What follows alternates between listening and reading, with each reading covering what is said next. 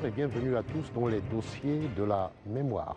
Bienvenue dans cet auguste édifice, le musée national, le musée central de l'armée nationale populaire. Nous allons aborder ce soir la portée des manifestations du 11 décembre 1960. D'ailleurs, le musée central de l'armée nationale populaire a dédié tout un espace aux manifestations du 11 décembre 1960. On peut voir les emblèmes qui ont été exhibés le 11 décembre 1960, mais aussi la robe qui a été confectionnée par la militante Bouchafa, et avec laquelle elle avait manifesté à Alger en 1960, mais aussi quelques portraits des victimes de la répression le 11 décembre 1960. C'est le cas par exemple du portrait de Saliha Ouattiri qui a été abattu par la police coloniale à Bellecour, actuellement Belouizdad. Nous pouvons également découvrir une machine à coudre qui avait servi pour la confection des drapeaux pour les manifestants. Le 11 décembre 1960, pour la première fois depuis le 20 août 1955, les masses algériennes étaient descendues dans la rue pour non pas frapper, mais montrer au général de Gaulle, d'abord à l'opinion mondiale, ensuite leur volonté de se libérer et leur plein accord avec la démarche du Front de Libération Nationale et avec la politique du GPRA, le gouvernement provisoire de la République algérienne. Le 11 décembre 1960, c'est donc la révolte de tout le peuple pour traduire son osmose avec le Front de Libération Nationale et avec l'armée de Libération Nationale, car excédé par les manœuvres politiques, les promesses de paix, les illusions de bonheur, fatigué d'un conflit où seul compte la force brutale, le peuple algérien profite de la présence du chef d'État français en Algérie pour dire assez. Assez par-dessus la menace de cette force brutale. Le peuple est sorti pour donner le coup de grâce à un mensonge après la mise en échec par l'ALN, l'Armée de Libération Nationale, d'une pacification par le calme. Pour revenir donc sur ce moment important dans l'histoire de la guerre de libération nationale et de la lutte du peuple algérien pour son indépendance, j'ai le plaisir d'accueillir aujourd'hui M. Bouhalfa Amazit. Bonsoir. Bonsoir. Bouhalfa Amazit, je rappelle que vous êtes journaliste et scénariste spécialisé. J'ai le plaisir également d'accueillir et de recevoir M. Mohamed Bouhamidi, professeur des lycées et témoin de ces événements. Monsieur Bouhamidi, je commence avec vous. Qu'est-ce qui vous a marqué ce jour-là, le 11 décembre 1960 à Alger? Ce n'est pas le 11 décembre qui m'a marqué, c'est le 9. Oui. Alors ce jour-là, bon, j'avais 13 ans, je venais de les faire. J'allais vers le collège, vers le collège Ombra, c'était vers 10h du matin parce qu'on avait des horaires différents des écoles primaires. Et donc je traverse la rue, l'actuelle rue Belouizdad, anciennement rue Lyon. Il y a une très grosse effervescence. Et mon regard va vers un bijoutier qui s'appelait Hermissa, et qui était un voisin, et que les Pieds Noirs voulaient obliger à fermer boutique. Et je ne savais pas à cet âge-là qu'il y avait une grande grève organisée par le Front de l'Algérie française contre le projet de Gaulle qui, le même jour, se trouvait à Intemouchent. Donc je vais au collège, je retourne l'après-midi avec mon cartable. Il ne fait pas nuit. En décembre, la nuit, c'est vers 5 heures. Et en remontant, donc, je trouve sur la place actuelle du 11 décembre, qu'on appelait place du Monoprix, il y avait un kiosque d'un Algérien qui n'avait pas fermé boutique. Et il y avait un camion de livraison de Ahmed Bouanem avec des ouvriers. Ils avaient été agressés en face de ce kiosque. Et il y avait le bar des messageries, il s'appelait comme ça. Les pieds noirs sont sortis et ont frappé les ouvriers algériens. Je me souviens très bien de l'un d'eux qui avait la tête ouverte. Et à ce moment-là, il y a un jeune du quartier que je connais, dont je me souviens bien, qui était beaucoup plus grand que moi et qui a frappé un pied noir, qui l'a frappé et s'est sauvé vers les Halles. Il y a un attroupement d'Algériens qui s'est fait autour des ouvriers, enfin des livreurs de Hamoud Bouanem, pour les défendre. Et à ce moment-là, un autre Algérien que je connais très bien, qui appartenait à une famille de collaborateurs, archi connue à Bellecour, qui incite les gens à aller vers la SAS, c'est-à-dire vers le stade de Bialès, là qui appartient actuellement au CRB. Et avec mon cartable, moi je les suis. Et il y a une petite foule qui s'en va. Et elle va donc au stade Bialès, la SAS. Je rentre avec eux et je vois enfin ce fameux capitaine Bernard qui était le service psyop de la région, dans notre quartier. Bon, il se met à parler.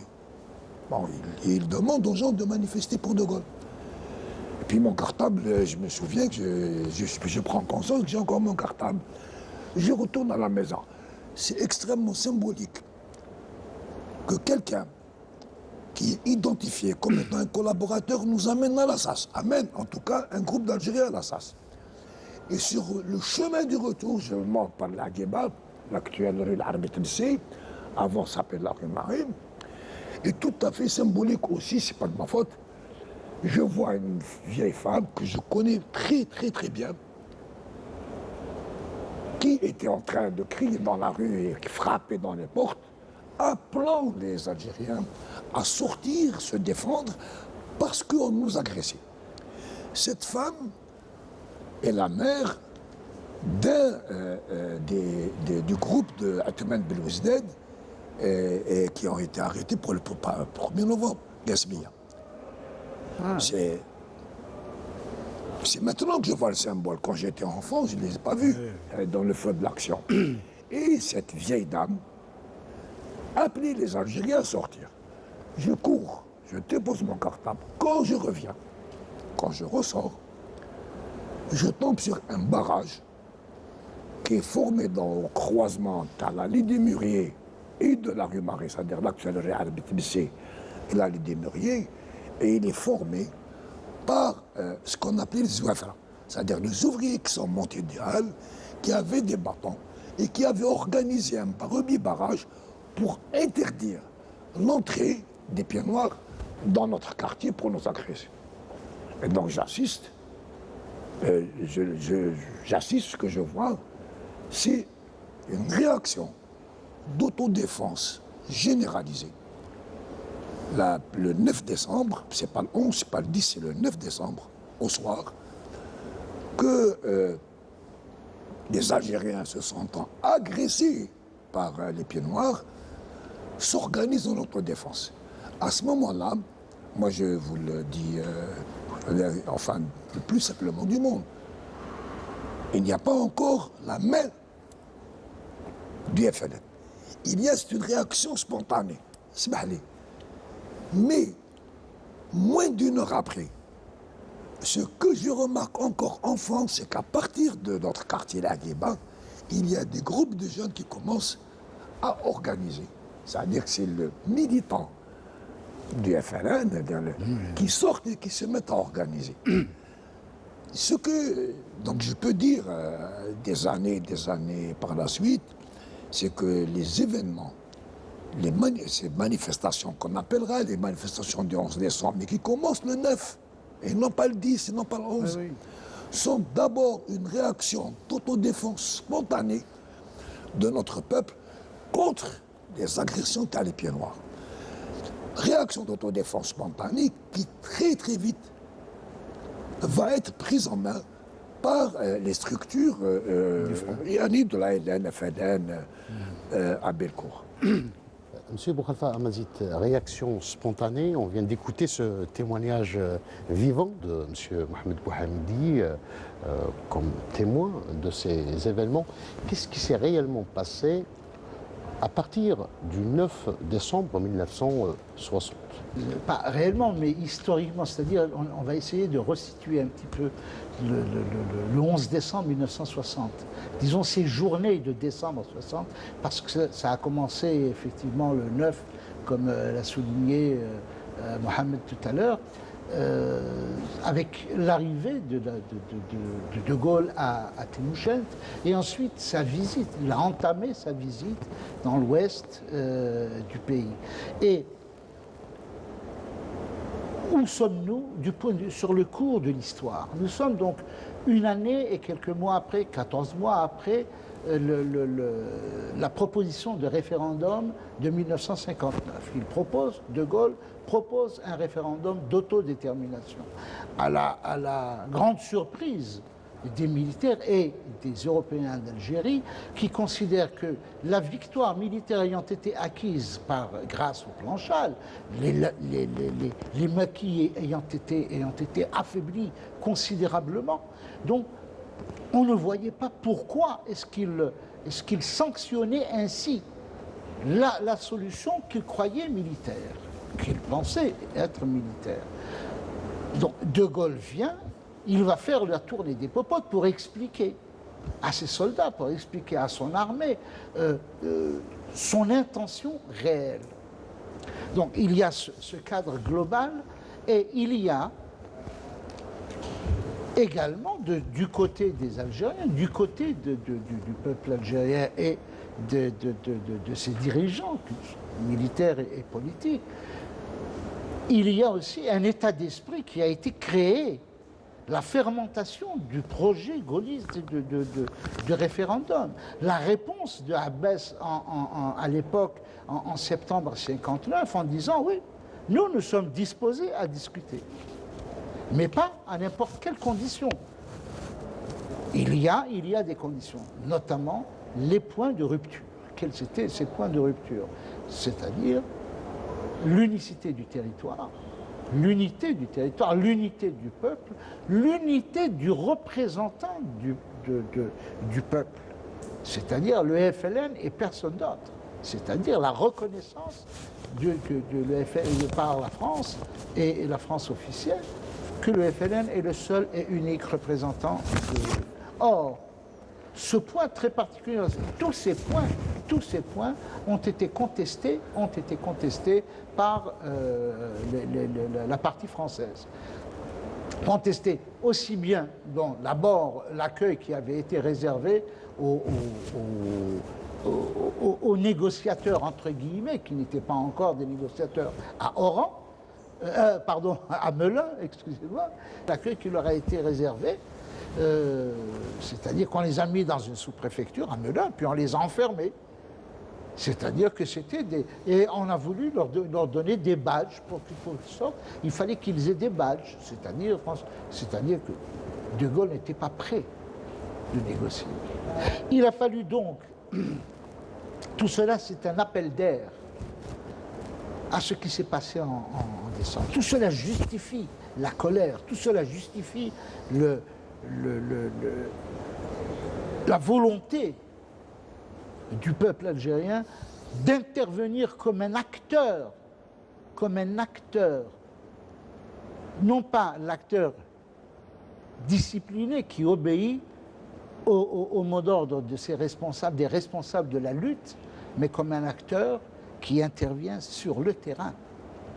Et à Alger, en plus, bien sûr, même si c'était en écho à des rumeurs qui venaient de l'Ouest, c'est vrai, mais c'était un écho terrible, un écho qui a fait peur aux Français, qui a fait peur à la partie française et au gouvernement français de l'époque. J'aimerais bien revenir avec Mohamed sur l'origine de cette troisième voie que voulait imposer Charles de Gaulle. Pour vous, cette initiative trouve son origine dans les années 40, à la fin de la Deuxième Guerre mondiale, n'est-ce pas? Oui, mais je voudrais aller un peu plus vite sur le 9 décembre. J'ai dit, peut-être une heure après, le FLN avait pris les choses en main. La preuve qu'il avait pris les choses en main, c'est que la pression qui était sur Bellecour était énorme. Moi, j'étais petit, mais j'ai vu les premiers morts, qui ont d'ailleurs été tués non pas par les soldats, d'après ce que j'ai vu, mais par les pieds noirs à partir des fenêtres. C'est qu'il y a eu une sortie de la Casbah vers la rue des Lits pour alléger. Et à partir donc de la nuit, les manifestations ont pris. Le lendemain, le 10, ça s'est élargi partout, l'Arrache, etc., et même en dehors d'Alger. Ce qui m'a profondément frappé, c'est comment ont surgi deux mots d'ordre cette nuit-là que moi j'ai entendu, comme ont surgi le premier drapeau d'ailleurs, juste vers Hébron, il n'y avait pas l'étoile, il n'y avait pas, c'était Algérie musulmane. Donc pour faire miroir à Bou Khalfa, c'était le slogan Algérie algérienne, c'est le slogan Algérie musulmane contre le slogan Algérie algérienne. Et ce slogan, donc c'était le slogan FLN. Personne ne peut dire que les militants du FLN n'avaient pas pris en main l'organisation. Et alors, comment est-ce que nous en sommes arrivés là? Bon, moi j'étais enfant, je n'avais pas encore tous les éléments pour comprendre, c'est bien plus tard que je me suis mis à me passionner pour le 11 décembre sur la base d'une colère. J'entends un grand responsable algérien dire que les manifestations du 11 décembre avaient commencé à Ain Tmouchent. Bou Khalfa pourra encore nous expliquer, peut-être même mieux que moi, ce 9 décembre à Ain Tmouchent, on avait rassemblé autour de De Gaulle des notables algériens et des Algériens de base dans une région que, selon ce qu'a dit Bou Khalfa, qu'on avait considéré par l'armée française comme étant totalement pacifiée. Gardez la région. Alors totalement pacifiée. Et donc le projet de De Gaulle pouvait, à partir de Ain Tmouchent, prendre une figure concrète. La figure concrète que ça devait prendre pour De Gaulle, c'était qu'enfin, le FLN n'était plus l'interlocuteur unique qu'il voulait être. Bien sûr. Et nous avions donc là d'autres interlocuteurs. C'est qui? C'est à la fois donc, les Européens d'Algérie, qu'on appelle les Pieds Noirs, et la troisième force. Donc De Gaulle pensait que dans la région, il avait un fort, une base solide pour avancer dans son projet d'une Algérie algérienne. Et la région était pacifiée, selon eux. C'est leur propagande. Il y avait à l'intérieur de la population musulmane, comme on nous appelait, il ne faut pas que les gens oublient qu'on nous appelait comme ça, la population musulmane. Il y avait de nouvelles figures qui étaient rentrées en collaboration avec l'administration française en participant comme candidat aux élections. Et il y avait aussi une base européenne, une base pied noir, qui était favorable. C'est ce que disait Bou Khalfa. Mais ce plan, M. Brahimi. Ce que je voulais dire, c'est que cette visite de De Gaulle, pardon, Allez-y. c'est que cette visite de Gaulle à Ain Tmouchent était attendue. Et elle était attendue très très sérieusement par le Front de l'Algérie française. Alors qu'ici, le Front de l'Algérie française, c'est une organisation qui revendiquait 1 million d'adhérents. Et c'est une population c'est une organisation qui revendiquait des centaines de milliers de membres musulmans. En fait, j'ai oublié, j'ai une trou de mémoire, est-ce qu'il revendiquait 400 000 musulmans ou 600 000 musulmans? Je ne sais plus, bon, mais il revendiquait un nombre important. la FAF l'attendait de pied ferme pour lui prouver que même les musulmans ne voulaient pas d'une Algérie algérienne, mais d'une Algérie française. D'une Algérie française. Et il l'attendait parce qu'il a fait une grande déclaration. Le 4 ou le 5 novembre, en tout cas, cette déclaration elle est reprise. Avant d'aborder cette déclaration, Oui.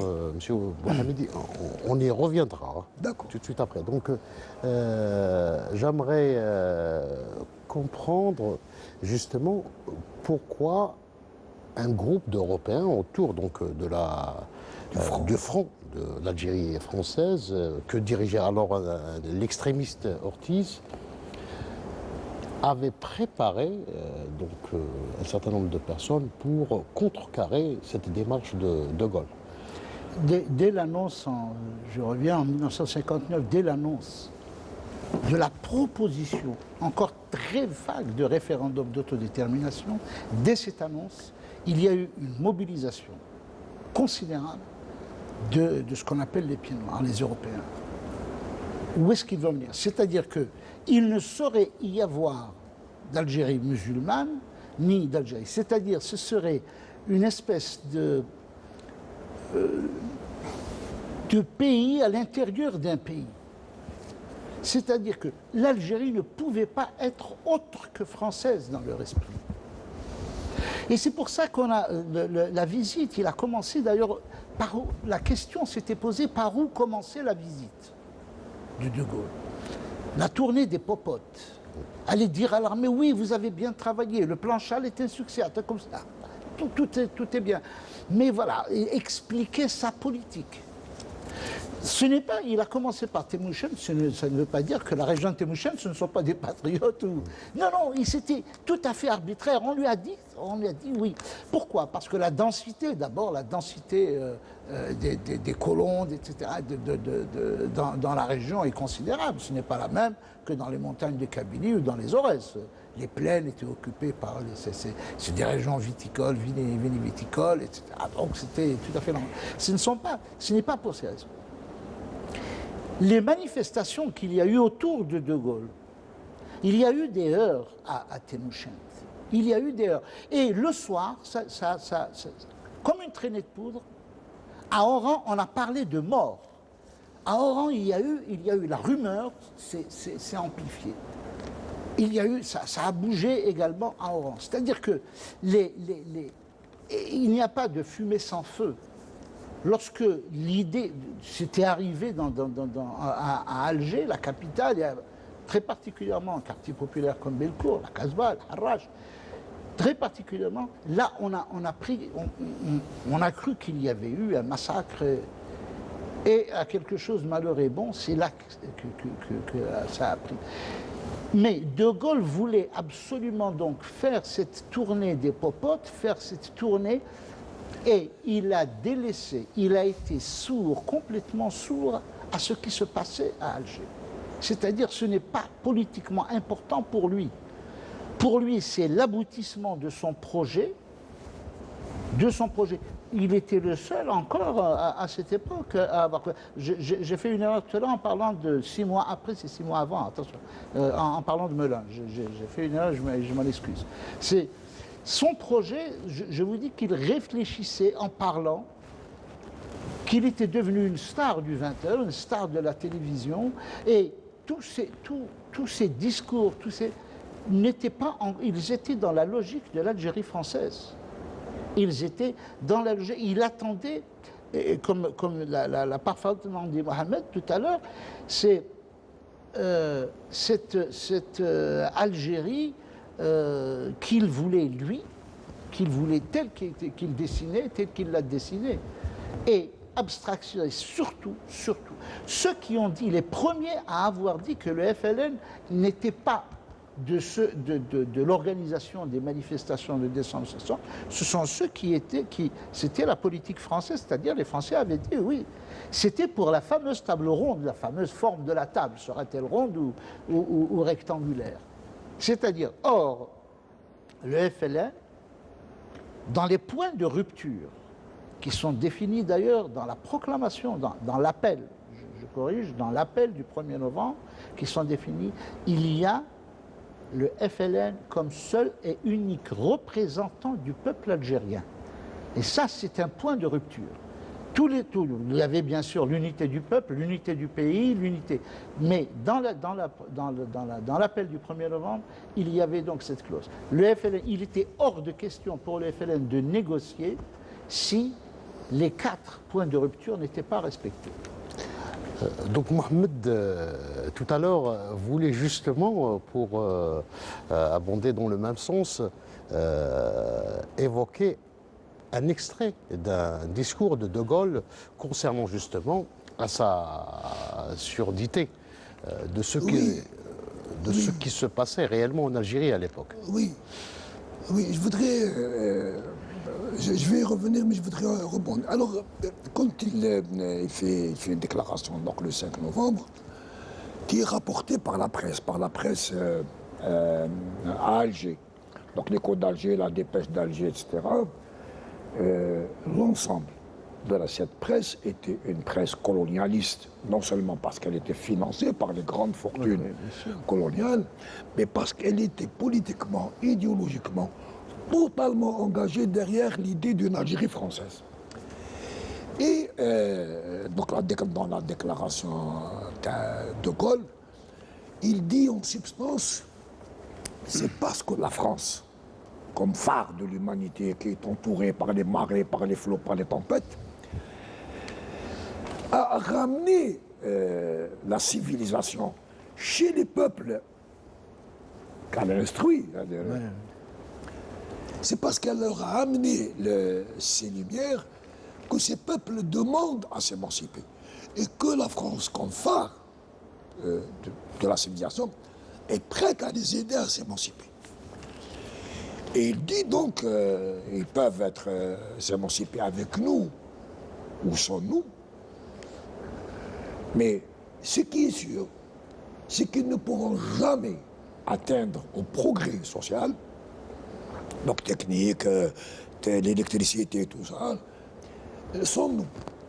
Donc nous sommes, nous, les garants du progrès social. Vous pouvez être indépendant, mais vous le serez sans rien faire de votre indépendance. C'est un thème récurrent qui viendra par la suite, après 1962. Et je souligne que combien ce terme de progrès, il est lié à une idéologie de type colonial. Il dit donc nous sommes prêts à vous émanciper. Il lui dit donc c'est le 5 novembre. Dans les points qu'il évoque, il veut parler donc aux Algériens à partir de cette émancipation. Alors bien sûr, chaque fois je me perds dans mes notes. Il dit que le FLN, après les défaites qu'il aurait subies au Mali, peut participer aux négociations pour une future Algérie algérienne, mais sans être l'interlocuteur unique. C'est exactement ce qu'a dit Boukhalfa. Il y a donc 2 autres interlocuteurs. La troisième force qu'il avait créée, le plan de Constantine, les élections dans les cantonales et dans les municipales, etc. Mais il y avait aussi une force à l'intérieur de la population européenne, à laquelle a fait allusion Boukhalfa, c'est qu'il y avait des démocrates à l'intérieur. Comment les appeler, Boukhalfa? J'ai oublié. Les libéraux. On les appelait les libéraux. Et ces forces qu'on appelait les libéraux avaient essayé de faire des choses pour les Algériens. Par exemple, à Alger, ils ont construit le Madania, Diyar al-Mahsoul, c'est-à-dire qu'ils ont essayé d'améliorer le logement. Ils ont essayé de titulariser des fonctionnaires. Ils ont... Promotion Lacoste. Oui, ils ont fait les promotions Lacoste, etc. Et donc voilà, c'est 2 forces possibles. Les libéraux, chez la population européenne, chez les Pieds Noirs. Notre troisième force, ici, chez la population musulmane, comme on nous appelait. Et puis, le FLN a eu la place, mais il faudrait qu'il renonce à ses points cardinaux. Et le point cardinal, je voudrais appuyer sur ce qu'a dit Boukhalifa, c'est que ce point cardinal, c'est qu'il y a un peuple algérien, chose qui va être d'abord qui était depuis longtemps niée par les idéologies coloniales, parce que les idéologies coloniales, c'est des idéologies qui nous ethnicisent, que ce soit les Anglais, les Français, les Hollandais. Quand ils viennent dans un pays, ils n'ont pas affaire à des peuples, ils ont affaire à des tribus. Ou alors, au mieux, à des ethnies. Et cette tendance est une tendance historique, c'est-à-dire qu'elle ne s'est pas arrêtée après les indépendances. Elle continue jusqu'à aujourd'hui. C'est ce que le philosophe italien Lossurdo appelle le langage de l'Empire. Voilà. Deux événements vont rendre les pieds noirs fous de colère. Le premier événement nous concerne à nous. Dans ce discours, le 4 et le 5 novembre, il nous avertit, à nous, Algériens, que nous devrions surtout pas glisser vers les pays de l'Est. Ils ont peur que dans son approfondissement, notre guerre de libération nationale devienne une révolution de type socialiste, et il dit qu'il ne faut pas aller vers l'URSS. Ça, vous n'y allez pas. Juste rebondir sur ce que tu viens de dire. Deux aspects que tu viens de dire assez rapidement. Cette idée de phare de la France, qui est le phare, c'est-à-dire que le progrès n'est possible qu'avec la France, on la retrouvera dans la question qui est posée au référendum. L'indépendance dans le cadre de la coopération avec la France. C'est-à-dire qu'on ajoute cette idée de la France qui doit être le phare. Et ça, c'est... Ensuite, dans l'idée d'ethnicisme, c'est-à-dire que De Gaulle lui-même, dans sa proposition de 59, il dit que c'est des poussières de peuples. Il n'y a pas de peuple algérien. Et il cite, il y a des Mozabites, des Kabyles, des Chaouis, des Pieds Noirs, des Français, etc. C'est tout cela.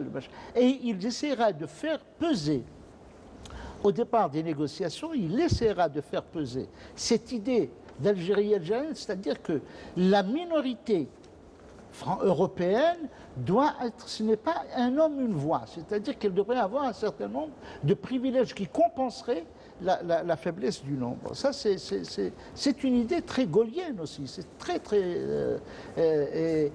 c'est cette idée qu'il va essayer de traîner, mais comme il a vu l'intransigeance ensuite.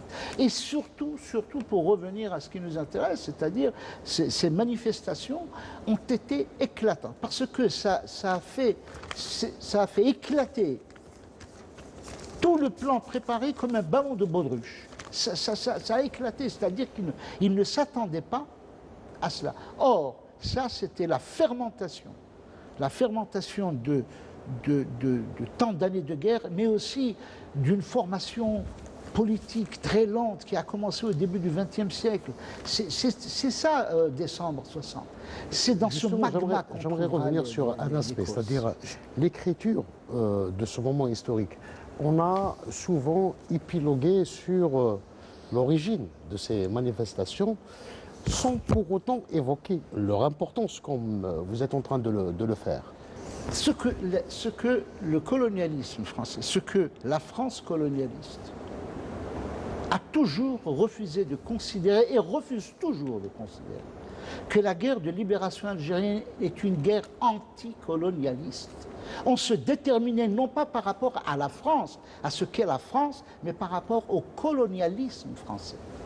Les Algériens, et ils inscrivent jusqu'à aujourd'hui, l'histoire officielle de la France inscrit la guerre de libération nationale algérienne dans la guerre qu'ils appellent la guerre d'Algérie, qui était un lieu pour eux, alors que pour nous c'est une histoire. Ils l'inscrivent dans une lutte entre des Algériens et des Français. Or, ils se trompent parce que c'était une lutte entre des colonisateurs et des colonisés. C'est-à-dire que ça ne tenait pas à l'ethnie, ça tenait à une situation mondialement admise jusque-là. Et c'est ici, d'ailleurs, je le dis, je le répète, c'est en Algérie que l'Empire français va éclater, ce n'est pas ailleurs, c'est ici. Mais ils essayent de minimiser cela en traitant ça de guerre d'Algérie.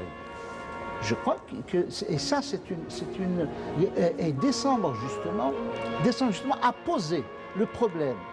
Ceux qui ont manifesté en décembre, ceux qui sont descendus en décembre, c'était les anticolonialistes. Ceux qui se sont battus, ce sont les anticolonialistes. Et nous étions le phare de l'anticolonialisme en Afrique à l'époque. Nous étions, et il ne faut pas avoir honte de le dire, et ce n'est pas prétentieux que de le dire, que ce peuple et sa direction, son avant-garde, ont été le phare de la lutte anticolonialiste mondiale à l'époque. Frantz Fanon le dit et le proclame avec éclat. Monsieur Mohamedi, donc... Je peux revenir sur les points qu'a dit Degas parce que je les ai retrouvés. Oui. Mais c'est très bien ce que tu as dit, Bourhalfa. C'est magnifique. Alors, dans son discours, il condamne le glissement de la rébellion, c'est comme ça qu'il nous a appelés, vers les pays de l'Est. Il souligne le magnifique effort de pacification par l'armée, l'administration, et qui continue avec les efforts de promotion musulmane. Et je voudrais que les jeunes d'aujourd'hui comprennent que cette identification musulmane, c'était elle qui traçait une frontière culturelle. Alors, la population musulmane, et surtout avec le pont de Constantine, il glorifie l'œuvre de la France vis-à-vis de l'Algérie, même si elle change de nature, cette aide de la France, même si elle change de nature et de forme, mais elle les restera essentielle donc pour l'Algérie. Il dit l'Empire soviétique, dans son discours, est la puissance la plus terriblement impérialiste et colonialiste que l'on n'ait jamais connue. Ça veut dire que vous n'allez pas vous libérer pour tomber d'empire. Et ce thème, ce n'est pas un thème gaulliste simplement. C'est un thème camusien. C'est Camus qui est le premier à formuler ce type d'absurdité à propos de la lutte du peuple vietnamien pour l'Indochine. Il dit, mais enfin, vous allez vous libérer pour entrer dans le camp de l'Est, qui est une horrible dictature. Et voilà ce qu'il signale. À partir de là, on peut négocier. On peut négocier si nous sommes à 3. Mais cette presse, la presse d'Alger, elle va jouer entre le 5 novembre et le 9 décembre, son voyage. Il va y avoir une campagne de rumeurs, de fausses nouvelles, qui vont effrayer, qui vont terroriser les pieds noirs. Au sommet de cette campagne, il dit De Gaulle va arriver en Algérie avec un gouvernement algérien, qu'il va installer, c'est le gouvernement Abdelrahman Fares. De ce point de vue, justement, Mohamed... Mohamed, de ce point de vue, est-ce qu'on peut dire que le 11 décembre 1960 était une révolte au sein même de la Révolution? Non, je ne pense pas. De Gaulle croyait qu'il avait isolé la LN, qu'il avait pacifié le pays, qu'il avait réduit la LN à une bande une rébellion, comme il l'appelait d'ailleurs. Il l'a fait sur une thèse qui était connue depuis août 1955. Et cette thèse, qu'est-ce qu'elle dit? C'est la thèse de Camus. Lorsqu'après le 20 août 1955, il dit que la révolution algérienne était à la fois une révolution nassériste, parfois il dit que c'est une révolution nassériste, et parfois il dit que c'est une révolution communiste. Donc dans les deux cas, elle est condamnable. Mais elle n'est pas algérienne. C'est ça qui est important. Elle n'est pas algérienne. C'est-à-dire que la révolution algérienne est d'inspiration étrangère. Cette thèse, elle va être suivie d'une thèse qui va être durable et qui est soutenue, y compris par des historiens algériens, qui réduisent notre guerre de libération à une guerre entre des généraux français en revanche, en mal de revanche de l'Indochine, qui veulent se venger, prendre leur revanche sur Dien Bien Phu, et puis des illuminés, des colonels, qui errent dans les maquis. Et le peuple algérien aurait été un enjeu entre les deux. Et il aurait été l'enjeu. Donc, cette thèse, bon, elle se développe jusqu'à aujourd'hui. En réalité, le décembre 1960 prouve à De Gaulle, et c'est la preuve qu'il comprend et dont il tire les leçons, c'est la fusion entre le peuple et l'ALN.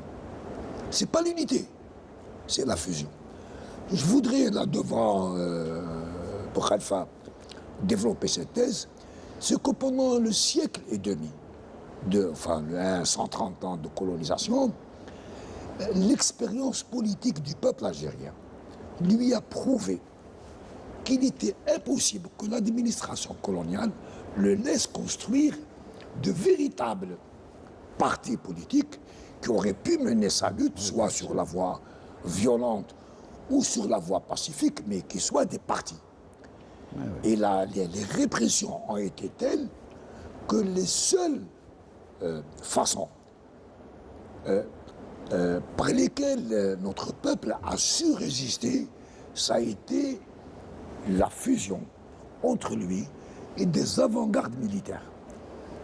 Alors notre peuple, il a surgi sur la scène de l'histoire à différentes reprises. Je ne parle pas du 19e siècle, il a surgi donc avec les Ben Abdelkader, avec les Oulad Sid Cheikh, avec les Azad Shah, avec derrière Cheikh Haddad, etc., etc.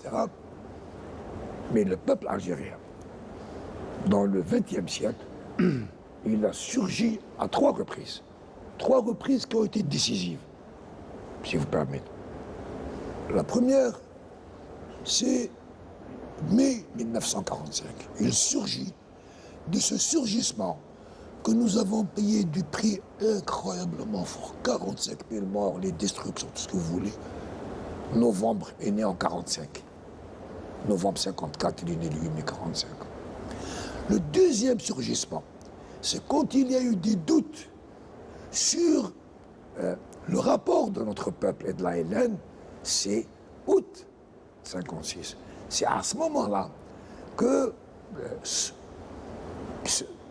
y a le basculement, que vraiment il y a né durablement notre évolution va s'installer dans ce pays et l'armée n'est plus que l'enfant de ce peuple qui n'a pas eu d'autres moyens pour s'organiser. Et le summum de ces irruptions de notre peuple sur la scène de l'histoire, ça a été 1960. Qu'est-ce que des jeunes, ou même des gens de notre âge, nous pouvons comprendre de ce phénomène politique historique? C'est que nous n'avons jamais pu avoir, sous l'administration coloniale, la possibilité de créer des partis civils. Ça va aller très loin. En 62, les gens reprochent, ils disent, mais pourquoi l'armée a pris le pouvoir? Pourquoi pendant la guerre de libération, avec 1,5 million de morts, avec les camps de regroupement, avec le napalm, avec les prisons, pourquoi est-ce qu'il y avait la possibilité que se crée un parti algérien, ou des partis algériens, qui prennent le pouvoir en 62? Mais il n'y avait que l'ALN. Et ce phénomène, Hassan, à mon avis, il faut le comprendre comme phénomène historique. C'est-à-dire que pendant longtemps, dans la confrontation avec le colonialisme, tel que Boukhalifa vient de le souligner, tel que la forme possible, la seule forme possible de résistance, c'est l'alliance et la fusion entre les peuples et les armées des pays coloniaux. C'est le cas de l'Indochine, enfin du Vietnam, c'est le cas de la Chine, c'est notre cas à nous. Et si les gens veulent bien ouvrir les yeux, c'est le cas partout dans les pays qui sont agressés par l'impérialisme. Oui. Fusion. Alors, ce but de De Gaulle, de dissocier le peuple de l'armée, c'est le but historique du colonialisme en tant que tel. Dissocier, faire le divorce entre le peuple et l'armée. Est-ce qu'on peut dire, Oui. Boukhalifa, justement, cette irruption du peuple au sein de l'histoire, le 11 décembre 1960, constitue le début de la fin du système colonial en Algérie? Non, je crois que le début de la fin du système colonial en Algérie, c'est 1954, 45, 50. Tout ça, c'est-à-dire que les luttes s'enchaînent et elles gagnent en perfection, elles s'améliorent. Pourquoi?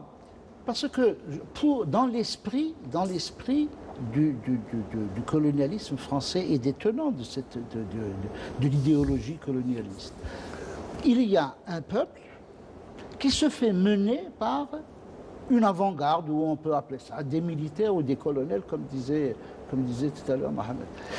C'est décembre 60, c'est justement la preuve qu'il n'en est rien. C'est-à-dire que cette idée, cette force, cette irruption du peuple dans la rue, immédiatement, et on l'a dit au départ, a été prise en charge par l'encadrement du FLN-ALN. Et très particulièrement de l'ALN ici à Alger, parce que c'était la 6e région de la Wilaya 4 Oui. à l'époque. C'était la 6e zone de la Wilaya 4. Donc immédiatement, elle a été prise en charge. Immédiatement, des militants sont sortis de l'ombre et ont encadré les populations. Parce qu'ils connaissent la répression, 45 et les autres, et parce qu'on se souvient de 45 et d'autres répressions. Donc ce peuple-là, il est arrivé à un moment où il a offert une nouvelle dynamique. Ce n'est pas parce que les maquis ont été laminés par le plan Chal, qui est un plan terrible. Attention, le plan Chal, on s'imagine très mal. Le commandant Ahmemi de la Wilaya 3 racontait qu'après l'opération Jumelle, il y avait environ 12, il parlait d'environ 12 000 hommes dans les maquis de la Wilaya 3 en 59. Après le passage de l'opération Jumelle, des opérations jumelles qui étaient dans le cadre du plan Chal, il ne restait plus que 4 000 hommes. Vous vous rendez compte de ce que c'est? C'était terrible. Et il pensait que c'était réglé, que militairement c'était réglé. Mais comme disait Diab, l'impérialisme était un mauvais élève, et le colonialisme encore pire, parce que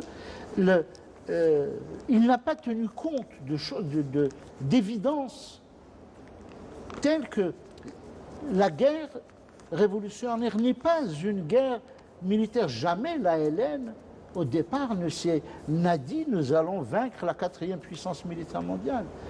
C'est un ensemble de luttes diplomatiques, politiques. Justement, un mot sur les incidences de ces manifestations sur l'action diplomatique du FLN et du GPR.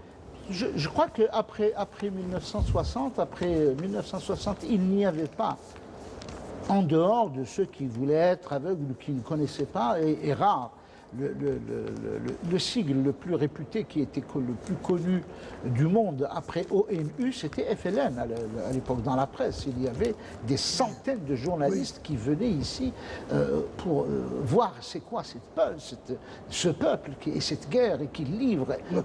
C'est extraordinaire ce qui se passait.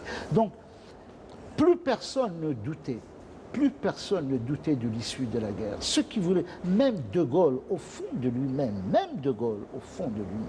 d'ailleurs il le dit dans ses mémoires, il dit, je ne sais pas si c'est vrai ou pas vrai, bon, c'est ce qu'il dit, c'est ce qu'il pensait. Lui, il dit que l'indépendance, il y croyait, que c'était inéluctable. C'est ce qu'il dit dans ses mémoires. Bon, maintenant, comment, si quelqu'un croit autant à l'indépendance, il ne faut pas oublier que c'est avec lui qu'il y a eu l'intensification de la guerre. Le plan Chal n'est pas un plan, c'est un plan qui date de l'époque de Salan, de 1956, qui a été sorti de la naphtaline, mais comme il n'y avait pas de moyens financiers à l'époque, tout comme le plan de Constantine, qui était le pendant du plan Chal, du plan militaire, c'est le plan de Constantine. Donc on a trouvé l'argent parce que l'OTAN a apporté une aide massive, on oublie toujours ça, c'est que l'OTAN a apporté une aide massive à l'armée française. Oui. À De Gaulle, qui pourtant qui allait quitter par la suite, qui allait quitter l'OTAN. Donc ils l'ont aidé, généreusement aidé, l'OTAN a été très généreuse. Et c'est comme ça qu'ils ont appliqué le plan Chal. Oui. Mohamed, donc on termine, ça sera la dernière question. C'est les... Alors, à votre avis, c'est une victoire du peuple, le 11 décembre, et c'était la victoire du peuple, de l'ALN et du FLN en même temps? C'est une victoire du peuple. C'est-à-dire, je refuse de séparer quelque chose qui est en fusion. Oui. C'est quelque chose qui est en fusion. C'est un magma en ébullition. Alors, ce que j'ai pas terminé, c'est que lorsqu'ils disent que De Gaulle va venir avec un gouvernement algérien présidé par Abdelrahman Fares, qui sera ensuite président de l'exécutif provisoire, ils mettent le feu aux poudres chez les Pieds Noirs. Et ils veulent absolument prouver que cette idée de Gaulle, elle est fausse, c'est que les musulmans veulent l'Algérie française. C'est pour ça qu'ils veulent obliger les musulmans à faire grève avec eux le 9 décembre. Et dans cette période, ce qui se passe, qui va mettre le feu également aux poudres chez la population européenne, c'est qu'il y a le procès à les barricades. Et ça va être donc une occasion pour le front de l'Algérie française. Là, je viens de retrouver mes notes, qui revendiquait 400 000 musulmans. Il fallait, lorsque De Gaulle parlait d'Algérie algérienne, il fallait lui prouver que les musulmans voulaient l'Algérie française. Oui, oui. Bon, nous avons parlé de la fusion. Je voudrais dire un mot sur l'action diplomatique. C'est que cette phrase contre les pays de l'Est, il faut que les gens comprennent que De Gaulle parle des pays de l'Est, mais en Algérie, et chez les Algériens, en tout cas dans notre expérience vécue, c'est l'immense aura, influence, grandeur de deux révolutions de type socialiste, mais qui étaient des guerres de libération nationale. Le Vietnam et la Chine. Chez nous, on percevait cela comme étant des modèles de l'état anticolonial. Et c'est des modèles qui allaient précisément, comme l'a dit Boukhalifa, au-delà des apparences culturelles, religieuses, ethniques, vers le système de type économique et social. Je voudrais terminer juste sur l'action diplomatique. C'est que pendant que De Gaulle faisait mener donc les opérations, il a envoyé à 3 reprises, dans le cadre des indépendances africaines, il a envoyé l'abbé Fulbert Youl, dans le Congo-Brazzaville, il l'a envoyé au Fouet-de-Poigny. Et il a envoyé un 3e néo-président de néo-pays qui avait été indépendantisé par la France pour aller voir Farhat Abbas. Et pour discuter avec Abbas, pour proposer ça, de regarder les divisions qui étaient pour dire si jamais vous vous démarquez des pays de l'Est, nous sommes prêts à négocier avec vous. Donc, Monsieur Mohamed Bouhamidi, les manifestations du 11 décembre 1960 étaient une victoire algérienne. Oui, c'était la victoire de notre peuple, mais quand je dis notre peuple, c'est-à-dire notre peuple et ses avant-gardes politiques et militaires confondus. Voilà, c'était là le mot de la fin. Je tiens à remercier M. Boukhalifa Amazit d'avoir accepté de participer à cette émission. Je remercie également M. Mohamed Bouhamidi d'avoir participé à cette émission. Je remercie également toutes celles et tous ceux qui m'ont aidé à préparer cette émission. Je remercie les responsables de l'Armée nationale populaire de nous avoir prêté aide et assistance au musée central de l'armée. À bientôt.